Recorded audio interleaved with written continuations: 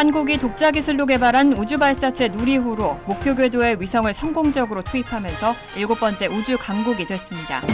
연방정부의 디폴트 우려가 커지는 가운데 메모리얼 데이를 앞두고 의회는 내일부터 휴회에 들어갑니다. 케빈 메카시 공화당 하원의장은 당내 의원들에게 워싱턴 DC 인근에서 대기하라고 권고했습니다. 미국 내 아시안 식당 가운데 한 식당은 중식과 일식, 태국식 등에 이어 6번째로 많은 것으로 나타났습니다.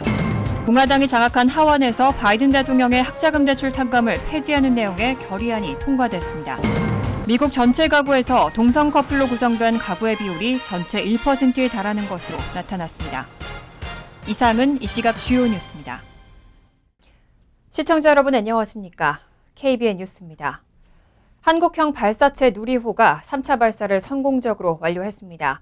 한국 독자 기술로 개발한 우주 발사체로 목표 궤도에 위성을 성공적으로 투입하면서 한국은 7번째 우주 강국이 됐습니다.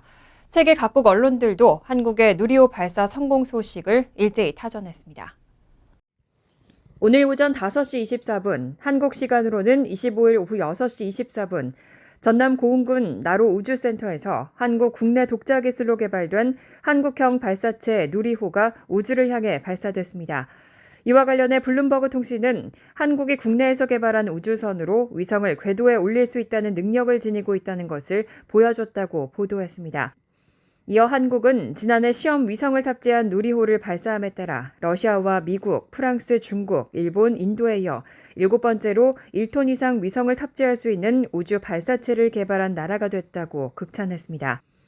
영국 로이터 통신도 한국의 국내 생산 우주 로켓이 상업용 위성을 성공적으로 궤도에 올려놨다며 이종호 과학기술정보통신부 장관을 인용해 아시아 이웃 국가들과 치열한 우주 경쟁에서 핵심적인 역할을 하기 위한 노력의 주요 단계를 기록했다고 전했습니다.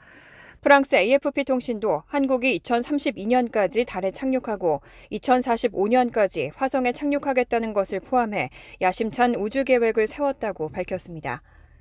일본 지지통신 역시 로켓에 실린 위성 8기 중 나머지 1기가 궤도에 올랐는지는 미확인됐지만 한국 정부가 기술력을 입증했다고 밝히고 우주 분야의 산업 진흥을 가속화할 방침이라고 전했습니다. 특히 언론들은 이번 발사의 성공이 북한을 비롯한 아시아 국가들의 우주 경쟁 속에서 이뤄졌다고 진단했습니다. AP통신은 이번 발사로 한국이 군사 첩보 위성을 운용하고 장거리 미사일 개발 기술과 노하우를 축적하는 데 도움이 될 것이라고 밝혔습니다. 연방정부의 디폴트 우려가 커지고 데드라인이 다가오고 있습니다. 그런데 메모리얼 데이를 앞두고 의회는 내일부터 휴회에 들어갑니다. 케빈 메카시 공화당 하원의장은 당내 의원들에게 주말 동안 워싱턴 DC 인근에서 대기하라고 권고했습니다. 지한샘 기자가 보도합니다.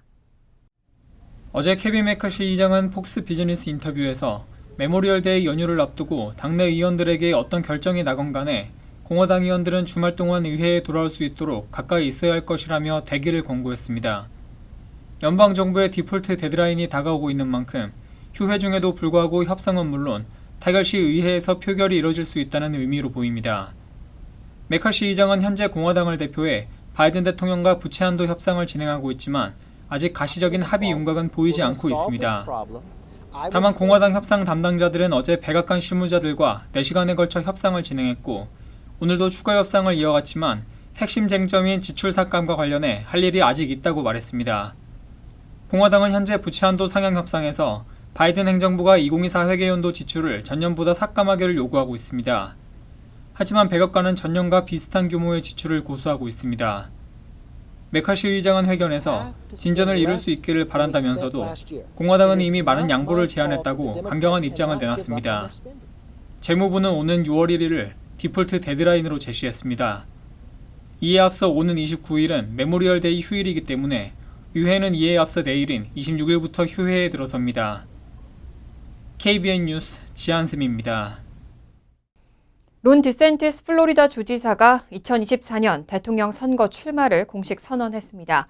그동안 대선 잠룡으로 평가돼 왔던 디샌티스 주지사는 트럼프 전 대통령과 공화당 대선 후보를 두고 경쟁하게 됐습니다. 론 디샌티스 플로리다 주지사가 어제 2024년 대통령 선거 출마를 공식 선언했습니다. 디샌티스 주지사는 이날 페이스북 등 사회관계망 서비스에 올린 동영상을 통해 위대한 미국의 재건을 이끌기 위해 대통령직에 출마한다고 밝혔습니다. 올해로 44세인 디샌티스 주지사는 현재까지 공화당 내 2024년 대선 주자로 압도적인 지지를 받고 있는 트럼프 전 대통령의 대항마로 꼽힙니다. 그만큼 트럼프 전 대통령의 견제도 받고 있습니다. 디샌티스 주지사는 당초 이날 트위터 소유주인 일론 머스크와의 스페이스 대담을 통해 대선 출마를 공식화할 것으로 예상됐는데 대담에 한 발 앞서 영상을 공개하고 출마 의지를 공식적으로 밝혔습니다. 디샌티스 주지사는 우리 국경은 재앙이다라는 말로 시작한 1분 14초 분량의 영상에서 두려움을 넘어 진실을 선택했다며 우리는 우리가 다시 미국에 새로운 활력을 불어넣을 수 있고 또 그렇게 해야 한다는 것을 보여줬으며 승리를 이끌고 강화할 용기가 필요하다고 말했습니다. 여론조사 분석업체 538에 따르면 최근까지 진행된 여론조사에서 디샌티스 주지사는 당내 경선 지지도 평균 20.7%를 기록해 아직은 트럼프 전 대통령의 54.4%에 크게 뒤지고 있습니다. 트럼프 전 대통령에 대한 형사재판이 차기 대선을 목전에 둔 내년 3월 25일 시작될 예정입니다. 하지만 트럼프 전 대통령은 검찰이 제기한 34건의 혐의를 모두 부인하고 있습니다. 후안 머천 뉴욕시 맨하튼 지방법원 판사는 지난 2016년 대선을 앞두고 전직 포르노 배우 스토미 데니얼스의 성관계 폭로를 막기 위해 돈을 지급한 뒤 사업 기록을 위조한 혐의로 기소된 트럼프 전 대통령에 대한 재판이 내년 3월 25일 시작될 예정이라고 밝혔습니다. 내년 3월 25일은 2024년 대통령 선거가 8개월도 채 남지 않은 선거철이라 더 주목을 받고 있습니다. 대권 재도전에 나선 트럼프 전 대통령은 해당 재판을 받으면서 당내 경선 레이스도 치르게 됐습니다. 머천 판사는 지난 23일 트럼프 전 대통령이 화상 연결로 법정에 출석하자 재판 일정을 고지했습니다. 또 트럼프 전 대통령에게 형사사건과 관련해 검찰이 전달한 증거와 자료에 대한 공개 발설 제한 명령을 위반할 경우 제재를 받을 수 있다고 경고했습니다. 한편 미국 역사상 전현직 대통령이 기소된 것은 트럼프 전 대통령이 처음입니다. 다만 트럼프 전 대통령은 지난달 4일 열린 기소인부 절차에서 검찰이 제기한 34건의 혐의를 모두 부인했습니다. 에릭 슈미트 전 구글 최고 경영자가 인공지능의 위험성을 경고했습니다. AI가 인간을 해치거나 죽일 수 있는 위험성을 가지고 있고 지금은 아니지만 언젠가는 일어날 시나리오라고 강조했습니다. CNBC 방송은 에릭 슈미트 전 구글 CEO가 어제 영국 런던에서 열린 월스트리트저널 주최 CEO 협의회에서 AI, 인공지능은 인류의 실존적 위협이라며 아주 많은 사람들이 다치거나 죽을 위험에 처했다는 것을 의미한다고 설명했다고 보도했습니다. 이날 슈미트 전 CEO는 지금은 아니지만 언젠가 일어날 시나리오라며 이 시스템이 사이버 공간에서 제로데이 익스플로잇을 찾아내거나 새로운 종류의 생물학에 사용될 수 있다고 경고했습니다. 제로데이 익스플로잇은 해커가 소프트웨어 및 시스템에서 발견한 보안 취약점으로 해커는 이를 이용해 공격을 가합니다. 그러면서 각국 정부들은 사악한 자들이 이 기술을 남용하지 않도록 하는 방법을 알아야 한다고 강조했습니다. 슈미트는 이날 AI가 사회 전반적인 문제라고 지적하면서도 이를 규제하는 방법에 대한 명확한 견해를 밝히진 않았습니다. 또 미국에서 새로운 AI 규제 기관이 설립될 가능성은 적다고 전망했습니다. 미국 내 아시안 식당 10곳 가운데 7곳은 중식과 일식, 태국식이 차지하고 있습니다. 한 식당은 6번째에 그쳤는데요. 한식의 세계화, 대중화를 위해서는 보다 현실적인 연구와 메뉴 개발이 필요하다는 지적이 나왔습니다. 퓨 리서치 센터는 미국 내 전체 식당 78만 7,153곳 중 아시안 식당은 12%라고 발표했습니다. 미국 내 아시안 비율 7%보다 약간 높은 수치입니다. 아시안 음식을 파는 식당은 39%를 차지한 중식당이 가장 많았고 스시 등을 파는 일식당이 28%로 다음을 차지했습니다.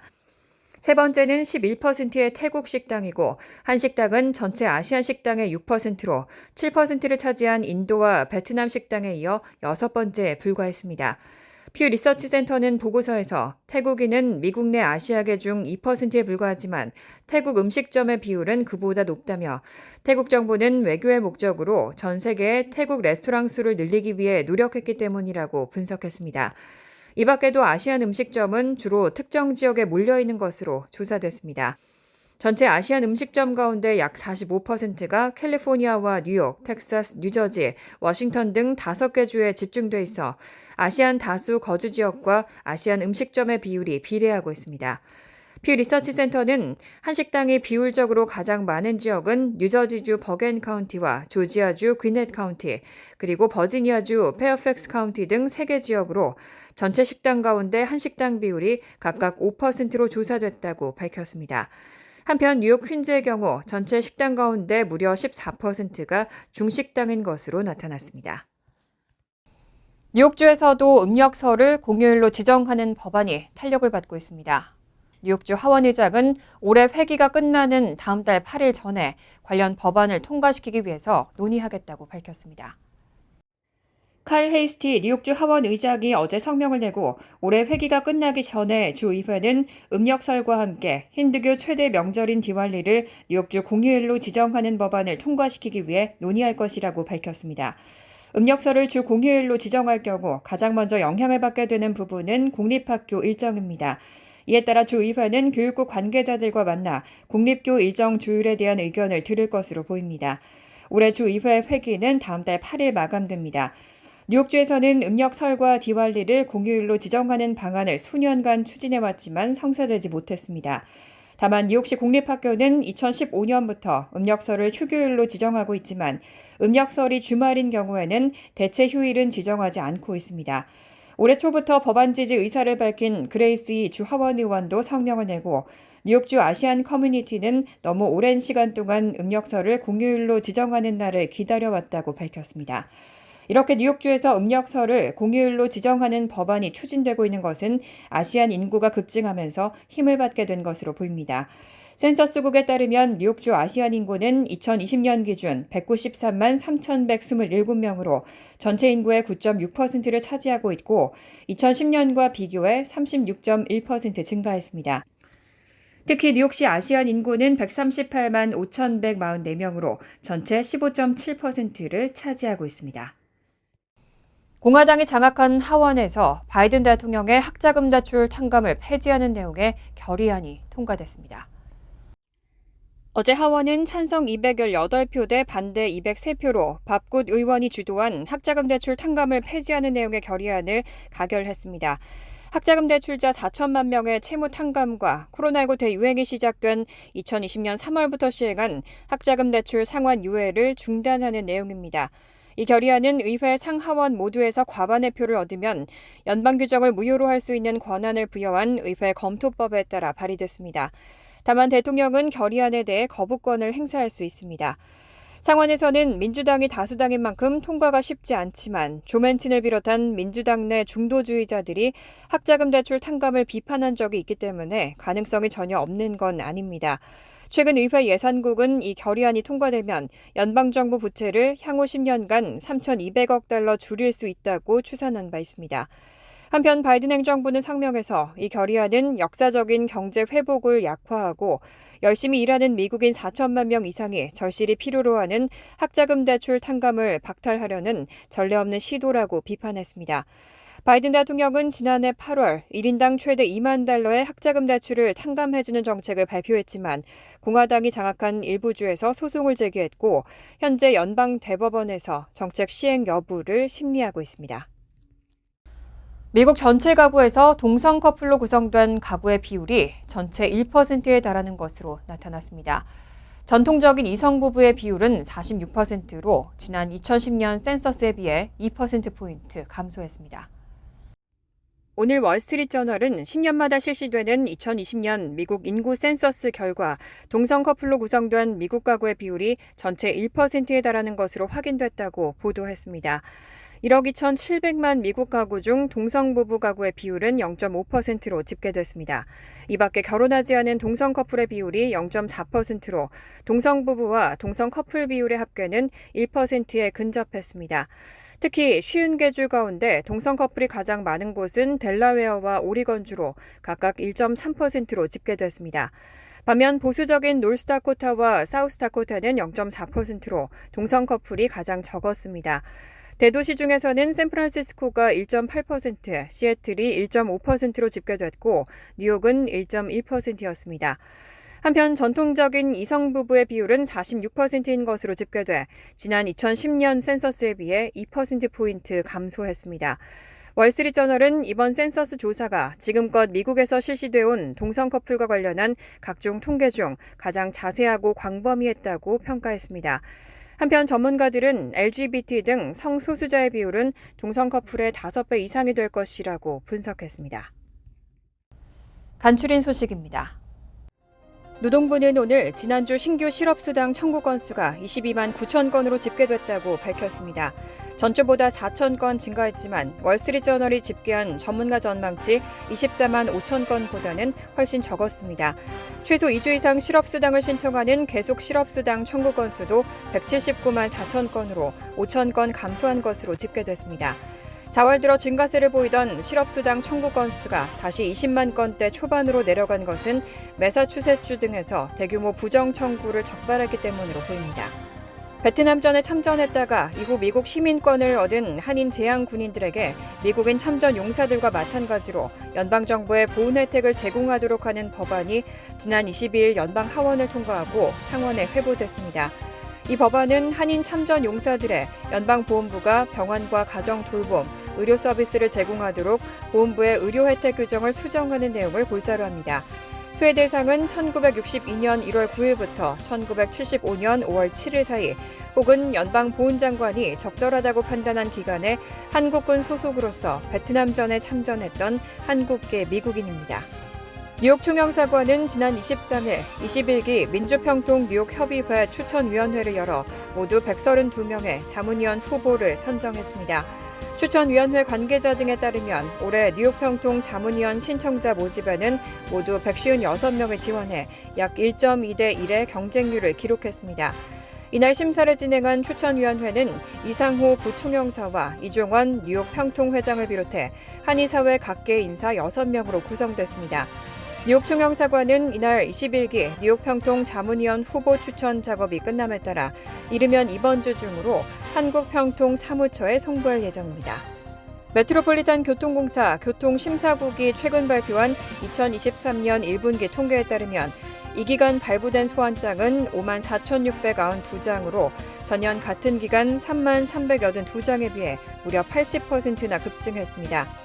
벌금 징수액도 지난해보다 66.8% 증가해 335만 3,234달러를 기록했습니다.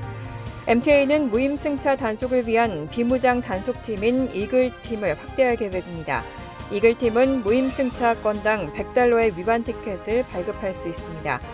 MTA는 지난해 1분기 MTA 이용객의 31.5%가 버스 요금을 내지 않았고 12.5%가 지하철 요금을 지불하지 않은 것으로 나타났다고 밝혔습니다. 환율과 증권 소식입니다.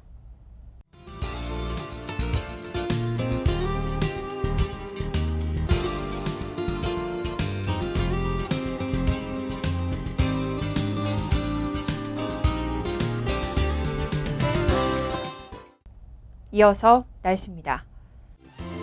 금요일은 화창하겠습니다. 낮 최고 기온은 72도, 섭씨 22도, 밤 최저 기온은 56도, 섭씨 13도로 예상됩니다. 토요일 역시 화창하겠습니다. 일요일도 화창한 날씨가 이어지겠습니다. 이상으로 KBN 뉴스를 마칩니다. KBN과 함께 즐거운 저녁 되시기 바랍니다.